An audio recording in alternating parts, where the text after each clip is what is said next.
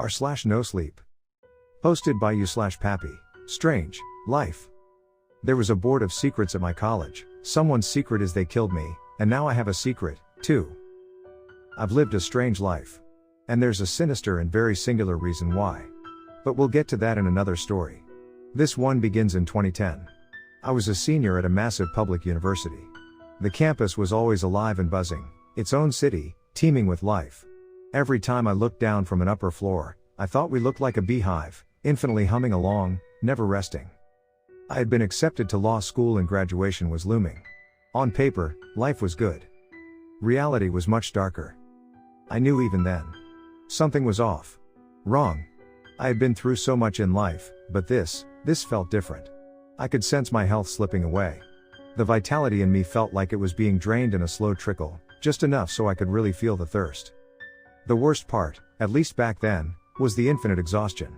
I slept, but it was a pantomime. I never reaped a moment of restorative rest. I took to calling it the tired. Each day became longer as the tired compounded. I saw every doctor I could find, endless sleep studies, medications, and surgeries. Nothing made a dent. It was written off as the result of PTSD and my decline continued. In my heart, I knew it was something more. It was December, and I was schlepping my way to one of my literature classes. Writers study poetry, they called it. Just picking up my feet felt like trying to escape quicksand. I could feel my body desperately searching for energy, scraping the bottom and never finding any. That was the first time I saw the Board of Secrets. I thought it was strange, but I had to admit, I felt a devilish curiosity. Secrets have always fascinated me. They're the unofficial currency of a world powered by rumors. The board was enormous, nailed to 4 different posts for support. Papers of every color and size gently fluttered in the wind, secrets tacked, unsigned, for all the world to see. I perused them. Some were mild, boring, or downright stupid. Some were intense but not all that surprising. No startling confessions that could really put anyone at risk. I decided the board deserved better. I ripped a scrap piece of paper from my spiral notebook and jotted down I was a powerful drug dealer in one of America's biggest cities as a teenager. I got away with it. There is so much blood on my hands. I regret everything I did as a teenager, and I wrestled with tremendous guilt about getting away with, well, everything. Memories of all my wicked deeds came flooding back. I'd be a liar, though, if I said I didn't experience a small thrill as I tacked my secret to the board. I could feel a slight shit-eating grin creeping across my face. Truth be told, I was too tired for shame. And then I saw it. My smile fell into my stomach, along with my heart. I don't know how I missed it. It was impossible to miss. I swear it wasn't up there when I first walked up. Written on a giant, sliced-up piece of pink poster board, in astoundingly beautiful handwriting, were just 3 words. I killed Pappy. I felt my hand tremor. That had been happening a lot lately. Doctors had scoured my brain for every possible neurological anomaly. There was no rhyme or reason to it. I tried to tell myself whatever health problem was plaguing me caused the tremor in that moment. That it wasn't fear. But I was lying to myself. I'm Pappy. That's not my real name, of course. It was a nickname given to me when I was young. I tried to reason with myself. I'm from the South. Pappy is a common nickname for grandfathers, especially in rural areas, and there was an enormous, renowned agricultural program at my school. It attracted the smart kids from every little one-horse town supported by diners, gas stations, and speed traps. They could be confessing to killing their grandfather. Or maybe someone else's. And I certainly wasn't the only person around with that nickname. It could be just made-up nonsense. But more to the point, the secret said killed, and I was alive. That simple fact should have been reassuring, but I didn't really feel like I was alive anymore. Not really. I certainly wasn't living some sort of Bruce Willis, Sixth Sense existence, an errant dead man with unfinished business drifting among the living. I was very much alive and real. That should have made me feel better. It didn't. My paranoia began to escalate. The note was written in the past tense, but who's to say they weren't confessing ahead of time to something they were about to do? It seemed insane to me. It couldn't be about me. Everyone from my hometown certainly knew and used my nickname. Friends, strangers, teachers, coaches. But when I got to college I started going by my real name. I had dealt drugs under an entirely separate, painstakingly forged identity, but, in my mind, Pappy would always be tethered to a time and place I hoped to forget. I had friends from my hometown at school with me. Plenty. And they all still called me Pappy, despite my chagrin and protestations. And undoubtedly our new friends, random partygoers, and the like had heard them using it. Hell, I lived with my best friend, Steve. We'd been two strange peas in a pod since we were 3. His girlfriend, Lauren, spent half of her time at our place, caught somewhere between a relationship and babysitting. Although he was certainly the most original thinker I'd ever met, Steve struggled with school. Severe ADHD can handicap even the most powerful minds. My friends joked I was getting 2 degrees, as I did most of his work and often took his tests. Steve tried. He really did. The deck was just stacked against him. His time was occupied with tangential learning and some of the most beautiful art no one has ever seen. Lauren had been my friend, if someone like Lauren could have friends, all through high school. Her and I shared every AP class together. While I was off getting high and off selling crack in the city, she would toil until she collapsed in the never-ending pursuit of academic perfection. Steve met Lauren through me. You'd never seen a couple less compatible. She was cold, calculating, unforgiving, unimpressed. Steve was warm and life sprang out of him. They never made my sense to me, but the 3 of us trudged through college together. I thought of all the people I knew from home that were here. Sean, a pseudo-intellectual who desperately coveted Steve's attention. Jake, a serial manipulator. Kevin, who just seemed to float and follow, never making any mark on the world. Pat, a narcissist with rich parents and a gambling problem. The list went on and on. We didn't come from a happy place. Still, the odds this post had anything to do with me were astronomical. I put the facts together. It was written in the past tense. It could be about anyone. And the penmanship made the letters look like art rather than script, so flowing and distinct. I didn't remotely recognize the handwriting. Who could forget writing like that? I warily let it go. The board stayed up, and the secrets piled up. Despite being shaken, I'd cruise by the board daily to read new ones. Stole money out of mom's purse for drugs. Dad was gay, but I never told our family. I still wet the bed in college. All the classics that seemed thrilling to the confessor but were just mundane TV plots to the audience. I was reading an especially long one written in chicken scratch about someone's love of writing bestiality erotic fiction online when I saw it. I killed Pappy. On. A new word. It threw me. That same bewitching calligraphy. A delayed confession, a prompt promising more specifics. I was surprised the university had left it up or that there wasn't some hullabaloo about it. It seemed like a murder confession. It stood out among the inane petty crimes and creepy indiscretions. I shook the paranoia straight out of my head. It was December. My last round of finals. My birthday. Graduation. Exhaustion, with an extra helping of exhaustion. Chronic nausea and vomiting were staring to become the norm. I felt a dull pain slowly etching across my body, like a snake silently weaving its way down a still river. I had plenty on my plate. I swung by my poetry professor's office the next day. I had accidentally become something of a star in the class. For whatever reason, the sicker I felt, the more my poetry improved. I guess that's the nature of suffering. I had to drop off my final compilation, one step closer to rest, even if it was an exercise in futility. I was leaving her office when I saw it. I was freezing and stupidly underdressed. An old habit.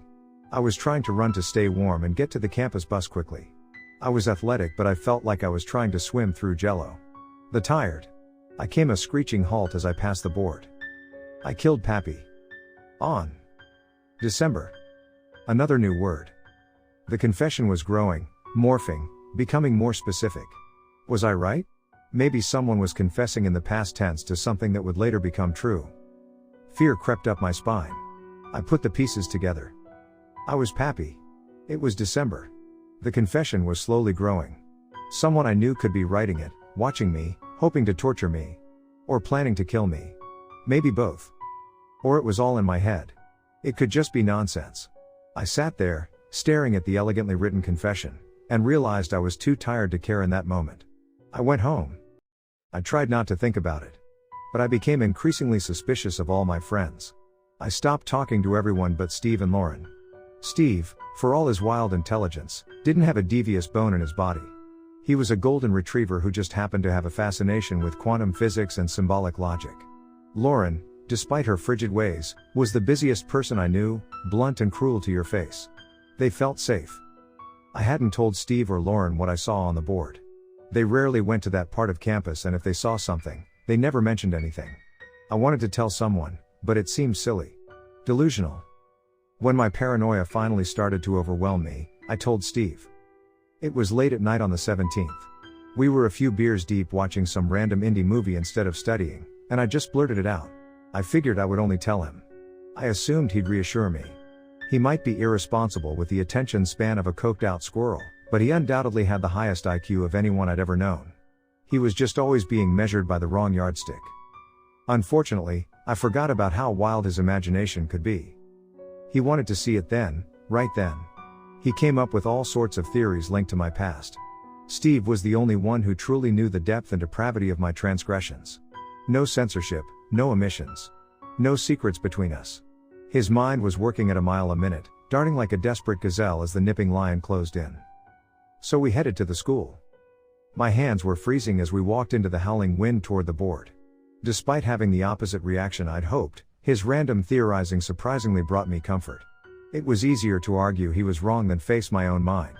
I was rubbing my hands together and blowing into them for warmth when I realized Steve had stopped a few feet behind me. He had gone silent and still. Steve was never silent or still. I turned back and looked at him. I'd never seen him look so afraid. He was always recklessly fearless. Normally towering, it was the only time he looked small to me. The infinite sunlight of his face was gone, replaced by a ghastly white. It's about you, Pappy. Steve, I told you, we have no way to know if it's about. He pointed at the board. I killed Pappy. On December 18th. My legs start to buckle. I sat down on a small bench and dropped my head into my hands. Steve sat down next to me, leaning over, and comforting me. December 18th was my birthday. Fuck paranoia, fuck coincidences. It was about me. We get in your car, and we go. We get the hell out of Dodge. Right now. We hide you. He had a point. If someone were trying to do more than just torment me, they'd have to follow us a long, long way. Over 20 years of friendships and several macabre misadventures, we'd invented plenty of bailout plans. We'd even used a few. Stories for other times. Pappy, we need to go, this minute, right fucking now. I'd never heard his voice so strained. It was desperate, like an injured dog's whine. Uncomfortable and uncharacteristic. Pappy, let's go. I couldn't tell if he was begging or trying to order me. His eyes wouldn't leave the board, like he couldn't tear them away. It seemed like he knew more than he was letting on. I felt suspicion creep in. Steve, we have to think this through. We can't do your impulsive shit the second someone decides to fuck with me. Pappy. Look at your fucking phone. Look what time it is. His howl was blood-curdling. I pulled out my phone and we both stared at the time. It was 12:37 a.m. It was my birthday. The 18th. In all the exhaustion, the urgency, the paranoia, I had lost track of time. We sat there, staring at the time for what felt like an eternity. Finally, I shot up. Okay, let's get the hell out of here. We'll go to Lou. Steve was sitting on the bench, trembling. He turned to me, his face more pallor than before. He didn't point this time. He didn't yell. He whispered, barely moving his mouth. Pappy, look at the board. I killed Pappy. On December 18th, 20. I whipped my head in every direction. Someone had added part of the year while we were sitting there. I was scared. Petrified, really. I had made a life out of dodging death. I was shocked how calm I was as I faced him. Why, Steve? My voice was quiet and vulnerable. Steve was standing, fists clenched, eyes fluttering in every direction, seeming to check for my would-be killer. I didn't buy it. You'd make a great actor, but you can drop it. Why are you doing this to me? You're my best friend. If you want to kill me, kill me. If you want to torture me, you've tortured me. Just tell me why. And how. That's all I want to know. Pappy, what are you talking about? We have to go. His manic energy began to make me feel like a wounded animal trapped in a corner. Scared and aggressive. So insistent I hop in a car alone with you. So coincidental we drove here on my birthday. And now numbers just happen to be appearing as we're sitting here. Mister, I don't want to go to college. I want to be a fucking artist. Nice calligraphy. Freehand? Or did you trace it? Which of our idiot friends is helping you with this? My voice began to explode, a sudden rush of desperate, rare energy coursing through me. What was it? Was it abandoning you as a friend when I was dealing and using? Me getting away with it? Did someone odd and die I don't know about? Do you want vengeance? Some stupid slight? Tell me why. It was my turn to scream. I felt like I'd ripped a vocal cord. You could hear my accusations echoing between the empty buildings. Little snowflakes were dropping, bringing with them the deafening silence of winter. The wind had stopped. A tear fell from Steve's eye. He pointed to the board. I killed Pappy. On December 18, 2005. A new, full word. A final one. Or so I thought. One that didn't make any sense. I don't understand. Steve sat back on the bench. I could see him racking his brain, searching. I plopped down next to him. I felt like I might pass out or hurl. Kill me, I thought. I already feel dead. Steve, you honestly want me to believe this isn't you? Just do what you gotta do. Just don't lie to me. I remember that birthday vividly. It was my last one before I got clean and quit dealing. I let out a long sigh, feeling my anger subside. The truth might be awful, but at least I knew it now. Other than my parents, who'd have to care enough to kill me, I only saw you. They had me on lockdown, but they let me out to see you on my birthday. We watched Fight Club together. It was when I told you I was going to get clean. I went straight home after. I never saw anyone else. Steve's eyes were bulging out of his face like a grotesque cartoon, looking past me. What the fucking fuck? His voice was a tortured whisper, barely audible. He didn't have to point this time. My eyes followed his to the board. I killed Pappy. On December 18, 2005. Toxic mold. Suddenly the years of medical mysteries, the tired, all the negative tests and symptoms made sense. The slow, painful progression. Mold must have been colonizing me, building in my body for years. A tear fell from my eye. I gently grabbed Steve's hand and squeezed it. Whatever I did, Steve, I'm sorry. I'm sure your intention was to torture me, and it worked, but thank you for at least telling me in the end. The not knowing was the worst part. Steve didn't look afraid anymore.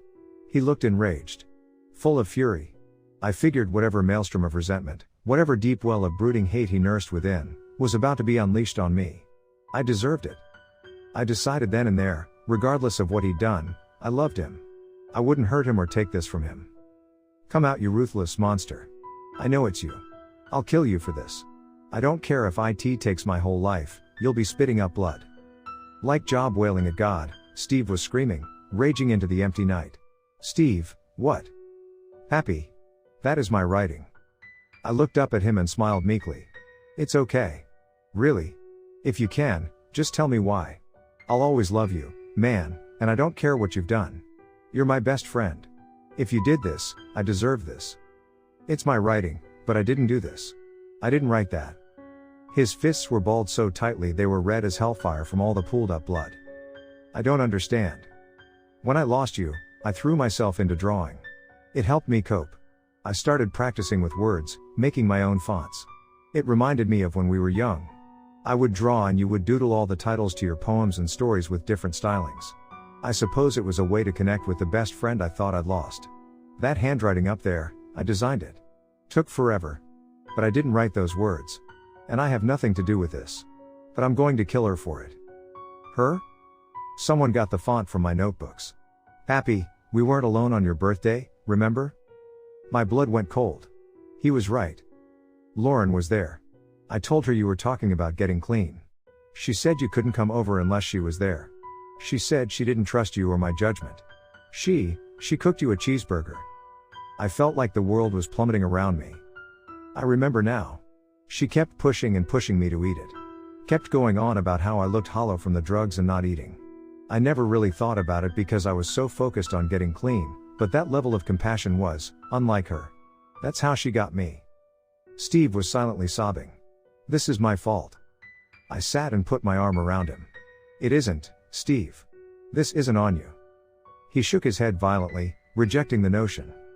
She was always cold, but you have no idea how messed up she is behind closed doors. And being your friend was always a mask she was wearing. She hated you. Hates you. Envies you. All our fights have always been about you. She is obsessed with you. You did all those messed up things and still managed to always best her. Every test, every paper, you'd stumble in from a bender, drugged out, and still knock it out of the park. I've never seen someone so resentful. Steve shook his head in disbelief. Lauren burned herself out, drove herself mad trying to graduate at the top. But she was no you. She never had your brains. She couldn't pull it of thin air like you. Make magic, make something out of nothing. I never told you any of it because I figured she was just being her normal ugly self. I thought you'd been through enough. I thought they were just impotent rantings. I should have known she would hurt you. My heart ached for him. I felt like he was shrinking out existence right before my eyes. Steve, there was no way to have known that. This is on her. I'm too sick and tired. Let's just go home. I need some rest. I'm sure I have to see some doctors and get some grim news when I wake up. Steve helped me up, and we went home. The doctors tested me for mold toxicity. Taught me all about it. 75% of the population can't even get it. Doesn't show up on any scans. You can't really find it unless you're looking for it. Explained all the symptoms. They told me it had colonized my whole body long ago, and that they could treat it and prolong things. I might even have decades. Most cases could be beaten, they said, but the concentrated severity of my exposure and the length it went untreated meant I'd always be sick, my symptoms would get worse, and someday, when they couldn't push it off anymore, it would kill me. They even pinned down the specific strain, one known to cause long-term suffering before inevitable demise. I never let it slip that I knew the source or what caused me to suspect mold toxicity in the first place. We couldn't find Lauren over the next few days. Her apartment was empty. Steve staked out her exams, but we found out she took them early. She was just gone. Insanity nearly overcame us as we tried to figure out so many things. Like how she got her hands on that particular mold or how she knew it would work. How in the hell did she manage to add words that night, right under our noses? It was too much. I gave up. Graduation day came 4 days after my birthday, the 22nd. Steve wanted to give up everything to find her. I told him to just let it go. He seemed to agree. I sat on the bench looking at the Board of Secrets, wearing my cap and gown, the morning sun lighting up my cheek, feeling worn to the nub. I was debating even going to graduation. Steve wasn't around when I woke up. I figured he got a jump start on getting to the ceremony. The entire school was a ghost town. Everyone had gone home, was at graduation, or was off getting drunk somewhere. And then there was me. Slowly decaying and staring at a confession to my own murder, long in the making, manifesting itself inside me. I shook my head wistfully, thinking of how screwed up it all was. I deserved it. Not for her reasons. Fuck her reasons. They were petty and low. But I knew I deserved it for all the things I'd done. And now I knew at least my fate. That was something. That's when I saw her. One moment there was no one there, the next, Lauren was standing in front of the board, her back to me, admiring her beastly work. She turned to me slowly with a smile I suppose was made up of whatever hell is composed of. Brilliant, wasn't it? And look at you, the little dead junkie with his cute, meaningless cap and gown. She'd always been cold, off, but this was different. A different person. Not really a person at all. A hollow thing. Somewhere at the crossroads between pure evil and the emptiness of the void. Her smile was as vicious as her eyes were empty. I was too exhausted for repartee. Sure, Lauren, I said levelly, you win. She wanted to goad me. It was obvious. I wouldn't give her the satisfaction. I thought about trying to kill her. Give her the last of what I had. Go out Irish, on my feet, fighting. The tired was too much. I was too sick for violence. She had to be prepared, anyway. Gun, knife, mace, something like that. It was all I could do to crawl out of bed that day and get dressed. She could have the win. I was too tired to care anymore. I tuned her out. Sent my mind to another time and place. Steve and I exploring the woods behind my house, still innocent and vibrant. She was halfway through some ranting, demonic justification when it happened. Her hand instantly dove into her coat pocket for a weapon, I assumed. But, to both of our surprise, he walked right past her, briskly, with righteous purpose. Can't say I'd ever seen that on him before. Righteous purpose. It was a good look. It was in that moment that I realized how little I deserved him. His friendship. Steve marched straight up to the board and tacked a note I couldn't quite make out. I noticed he was wearing thick gloves. I have a gun, Steve. She trembled. She tried to hide it, but it was plain as day. She pulled out a pistol and pointed it at him. He looked larger than life again. A swagger in his step. Life brimming in his eyes. He smiled at her, almost beaming. And I don't. No knife, no gun, no nothing. No violence here today, Lauren. Just a secret to add to the board. Steve strolled over to me, gently helped me up, and looked at her. 1 day, 1 year, 100 years. However long Pappy has left, we've got lives to lead. You don't. Steve helped me hobble closer to the board. Scrawled in that same unforgettable handwriting was a new secret. I killed Lauren. On December 22, 2010. Steve looked at her, his smile gone, replaced with the grim visage of a harbinger. I hope you enjoyed that salad you ate half an hour ago. It looked lonely to me, so I added a special ingredient. Had to get the dose right. Otherwise, it'd be too quick. A salad. Weird choice for a last meal, a real bummer, but you always were twisted. His voice was cut with a mocking edge. She tried to laugh it off, but there was no confidence in her voice. Last meal? Oh, what? You put mold in my salad? And it's going to kill instantly, is that it? You always were his dim-witted shadow. Or are you the moronic, brawny superhero and he was your damaged little brainy sidekick? Whatever you are to the end. I can't decide which of you is more pathetic. Her laughter heightened, cascading across the campus. She sounded like the depraved offspring of a hyena and the Joker. The shit nightmares are made of. It made me shudder. At least he was smart. He didn't deserve to be, but at least he was. You idiot, you don't think I had myself tested to make sure I wasn't susceptible to mold toxicity on the off chance I might accidentally expose myself? You'll never know what lengths I had to go to make sure he could even get it. Can your tiny brain comprehend how impossibly hard that was? Or how much work it took to find and steal a strain of mold so perfectly balanced that would take years of endless suffering, incurable, with a lock on death? She was almost mesmerizing.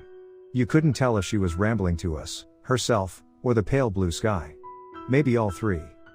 It took me years, Steve. Years.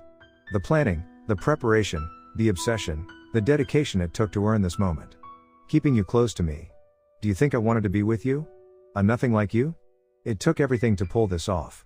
Like you could ever be that smart, you meandering dipshit. I could see spittle and drool escaping out of the corners of her mouth, slowly oozing in the cold. Her whole body was shaking, but she seemed like she was in a trance, unaware. I noticed her face began to contort. Her neck was twitching. I looked over at Steve. His eyes never left her. I felt his hand on my shoulder, reassuring me. You two make quite the pair. One of you two brain dead and attention deficit to ever achieve anything, the other handed everything on a silver platter, who got to rely on genetics and luck while people like me burned ourselves away in the desperate pursuit of something real. Neither of you have earned a moment like this. Neither of you will ever know have what it takes, to earn a moment like this. Her evil grin returned, as did the confidence in her feral laughter. Her whole body began some ugly, twisted movement, like a crackhead dancing on a downtown corner, lost in the haze. Steve looked me in the eye, and you could see the love of a best friend there. I also saw something I'd never seen before. Sheer focus, absolute surety. I had lost, but I knew he had won. He whipped his head around and stared straight into the emptiness that was her. You're right, Lauren. Couldn't take any chances with you. It would have to be something certain, lethal, and, for Pappy's sake, agonizingly painful. And I'd have to get the timing perfect. He chuckled, like a poker player about to cut down a braggart by revealing the winning hand, the slow roll. You could see the panic in her eyes, the loss of control in her body. I wondered quietly if she knew she had pissed herself. Funny thing, you neurotics. Everything always has to be just so. Those are the rules. The order to the entropy. That's why you hate Pappy. You can't stand he played outside the rules, colored outside the lines, and still won. Pappy is unpredictable. Chaotic. A mind that sits alone, for better and for worse, on its own plane. Steve hugged me tighter with one hand, threw his other in the air with bravado. Kudos to you. Hard to nail down someone like that, give them a slow death. Far, far easier with a rule-bound psycho like you. You always had to have salad for lunch every single day, and you just had to have almonds in it. Same time, like clockwork. Those are the rules, right? Everything just so.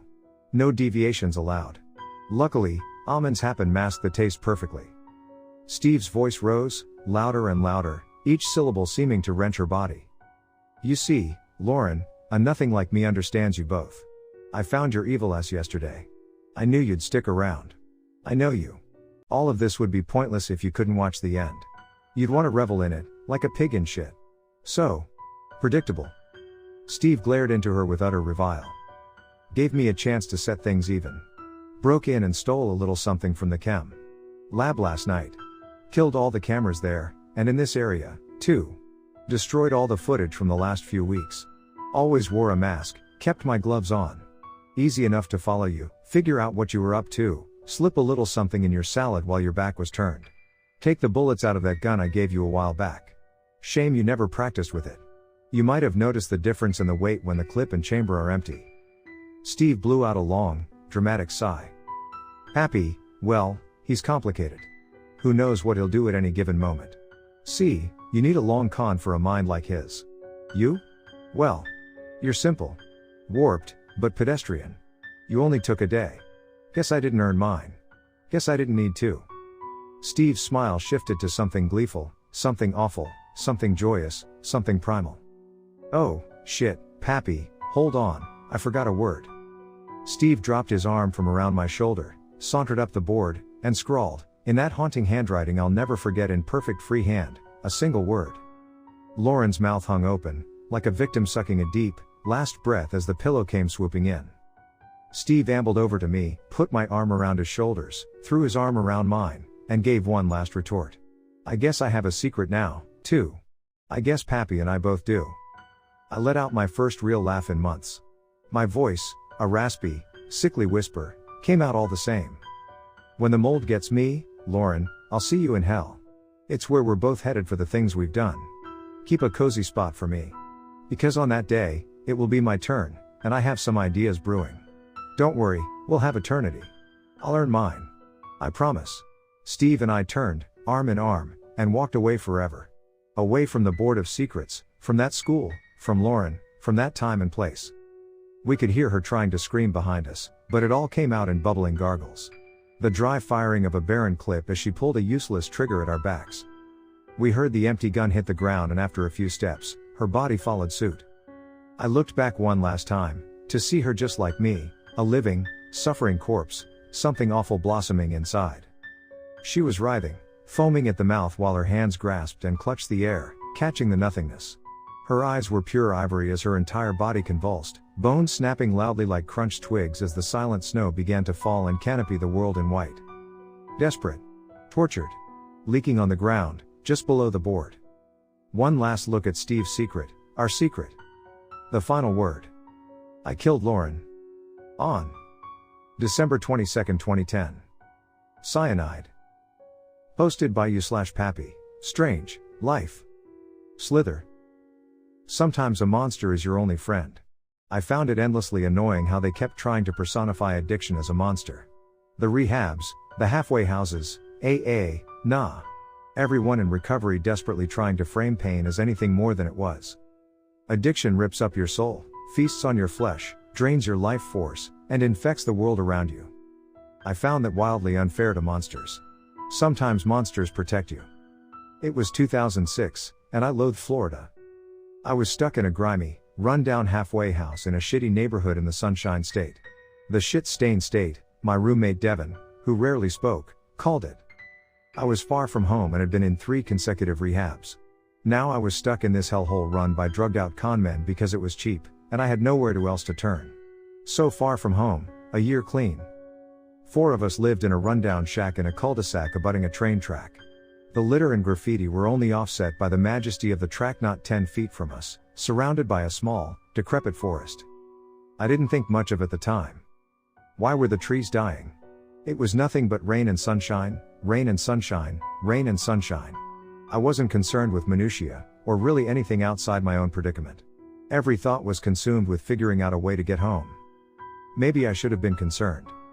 Devin and I got along well enough, but Chucky and Bobby hated me.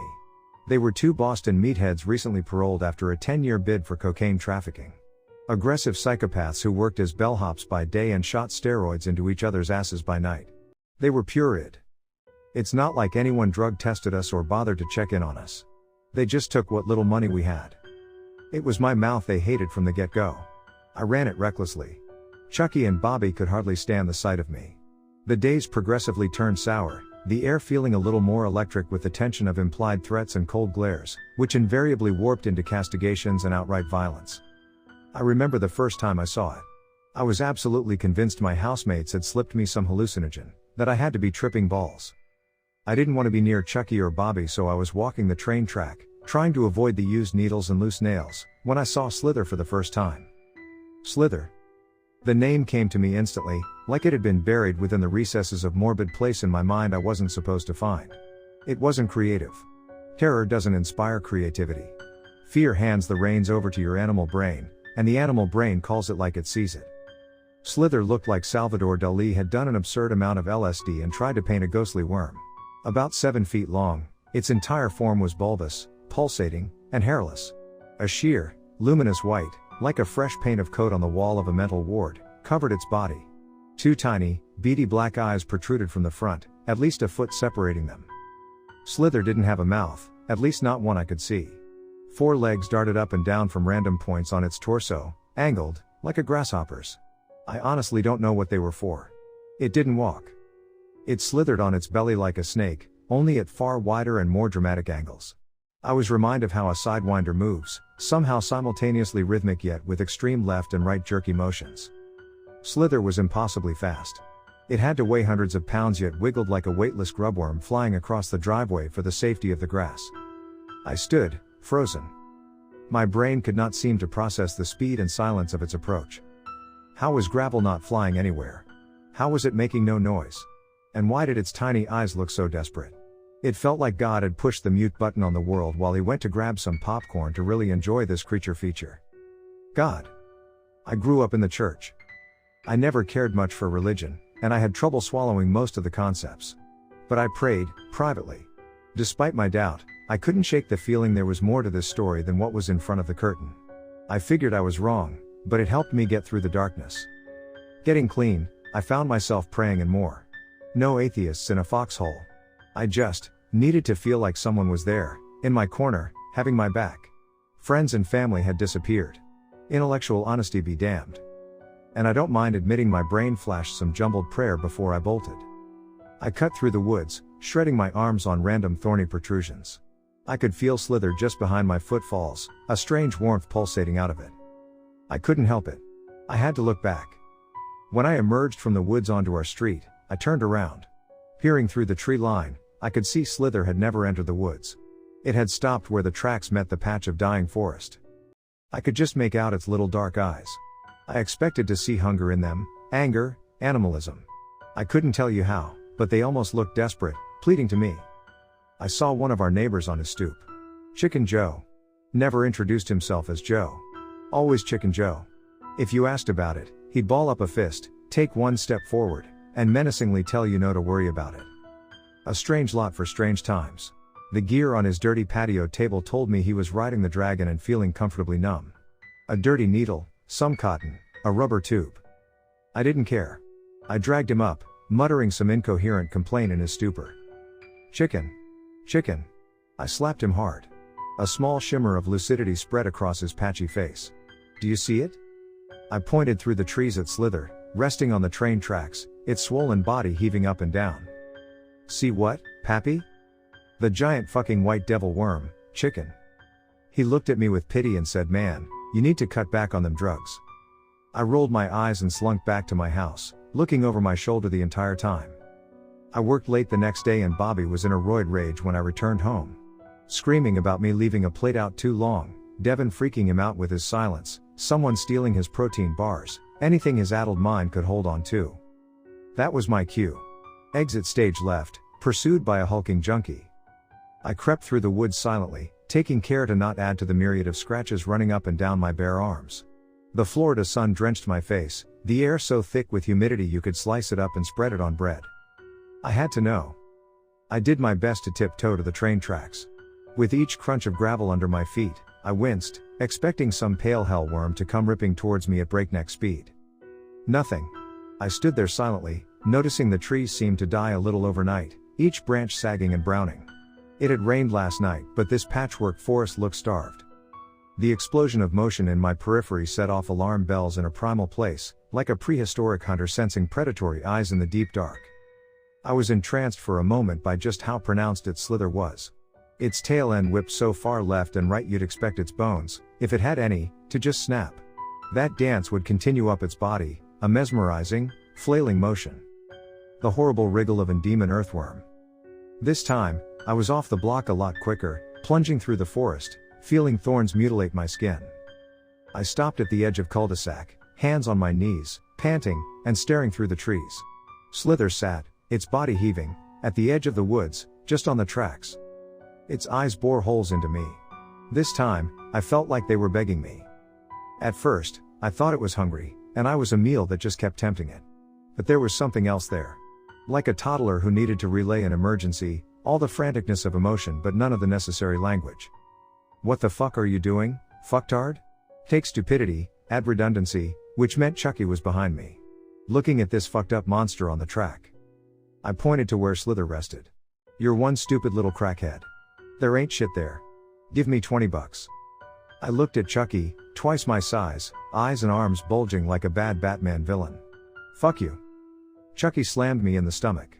I doubled over, vomiting what little food I'd been able to afford to eat that day. Your days are numbered, you and that fucking mouth. Chucky walked off. The days ran away, and I settled into a disturbing routine. I found work and food when I could, but most days I crept to the tracks, trying to silent, hoping to watch Slither, only to find myself the victim in hot pursuit until I cleared the tracks. Each day, the abuse got worse. I'd catch a beating for leaving my laundry in the dryer, they'd punch holes in the drywall because I left some hairs on the bathroom sink. Every retort I couldn't help resulted in a bloody lip or nose. Day by day, the small forest took on a darker hue, its collective life decaying, heading to rot. The neighborhood took to calling me schizoid. Every person I showed couldn't see Slither, who would rest at the edge of the forest, watching me, trying to tell me something with its eyes in a language I just didn't understand. I prayed to a God I didn't believe in who wasn't listening to get me out of here. Away from the monsters. A bottle of soda was my undoing. I had grabbed one out of the fridge late one night, not realizing it was pressurized. When I opened it, a torrential storm of dark brown liquid exploded, covering our ramshackle living room. Nicotine-stained walls, hanging cupboards, broken tile, all soaked. I was contemplating my fate when Bobby and Chucky walked in. My heart iced over as I realized their work shirts were sitting on a few chairs nearby. They were covered in brown stains. I could barely decipher their gorilla screams. No sense appealing to compassion or offering to remedy the situation. When the body says run, I'd learned, you run. So, I ran. Through the dead trees, too resigned and devoid of life to even tear at my arms. I was much smaller and faster, and I thought that gave me an edge. I was wrong. You can't outright the hatred of a bull. You can't outrun the madness of steroids. Just as I hit the track, they caught up with me. They took turns viciously beating me. The first few strikes hurt like hell. After that, shock set in, my body going limp. I realized we'd long passed the usual abuse, that this was likely my final curtain call. As my swollen eyes lost their field of vision, I could see blood spraying from my nose, taste the copper of it in my mouth, hear bones crunching. I don't know how long it went on. I don't know how I wasn't already dead when my body crumpled onto the tracks. I saw them, just barely, staring over me, the embers of unaltered rage burning in their eyes. Gleeful smiles etched on their face. Two monsters, delighting in their wicked work. From some distant corner of my mind, I called out to God one last time. All I wanted to do was get clean and go home. Even if I deserve this, mercy, please, mercy. Send me an angel. It felt stupid and out of character, but at the edge of death, you lose all sense of self and go for broke. The last thing I saw before the infinite warmth of unconsciousness took me was Slither, the pale worm, effortlessly gliding toward me, its meal, the feast finally ready. I came to in the hospital 3 days later. I had more injuries than I could count. Concussions. Broken this, shattered that. They'd caught the internal bleeding just in time. The police took my statement. Apparently Chicken Joe saw Bobby and Chucky chasing me, emerging from the woods without me, covered in blood. He found me and got help. Even us junkies do the right thing. A detective asked me if I knew what happened to Bobby and Chucky after they beat me. I could only speak in painful rasps, but I told her they must have made a run for it. Didn't want to go back to prison and all that. The detective's eyes shifted uncomfortably, and she showed me a picture. Next to the pool of blood where my body had lain was a sight I'll never forget. 2 pairs of boots, perfectly upright, not a drop of blood on them. Which was strange, given that a leg jutted from each boot, cleanly severed just below the knee. I was at a loss for words. I was ruled out, given that I was an inch from death when they found me. Our neighbors confirmed to the police that Chicken Joe never entered the woods. They never figured out what I happened to Chucky and Bobby. I did. It took a few months of healing to get back there, but the moment I could, I returned to the cul-de-sac. The decrepit forest was bursting with green life, as if the magic of spring had found it again in one fell swoop. I carefully cut through the trees and found the track. Stood and waited. Slither came tearing down the track with its haunting wriggle, hurtling towards me. I never moved. No more running. A foot away, our eyes met. I can't really explain how, but I saw love there. I was startled when I heard the whispers. They were faint and sprang from every tree, 1,000 voices, all the same, melodic but discordant, far away. "Hello, Pappy." My hands trembled but I steeled my nerves. "Hello. Did you eat them? Bobby and Chucky?" Slither cocked its head slightly. I did not know monsters had names. But yes, I ate them. I ate them for what they did to you, my child. The compassion in the thousands of voices was palpable. "Thank you," I muttered quietly, gratefully looking in its eyes, crying a little. You're here to protect me, aren't you? I'm sorry I ran away." "Yes. He does not always send pretty angels. Sometimes he sends me." I walked over and gently touched its head, holding my hand steady, feeling the warmth of my guardian. "I can never thank you enough. What's your name?" You call me Slither. I like that. Slither. There's still slithering inside me right now, you know? For what they did to my child." My eyes grew to saucers as Slither raised its face level with mine. Where nothing once was, a small mouth appeared and grew. Its maw opened, showing what had to be at least 10,000 rows of teeth, swelling and expanding until I could see deep into Slither's body. That's when I saw them. Chucky and Bobby, fumbling, twitching, scrambling, reaching, from inside Slither's bulbous belly. They screamed and begged and pleaded for help, cried out to me and God and their mothers. None of us were listening. Slither closed its mouth until nothing was left on its face but its obsidian eyes and silence. We stood there among the lush trees, and I felt life in my body again. "I'm going back to Texas, Slither. Will you come with me?" Slither cocked its head, and I could sense a smile that wasn't there. "Of course, Pappy. Just make sure to live by a train track."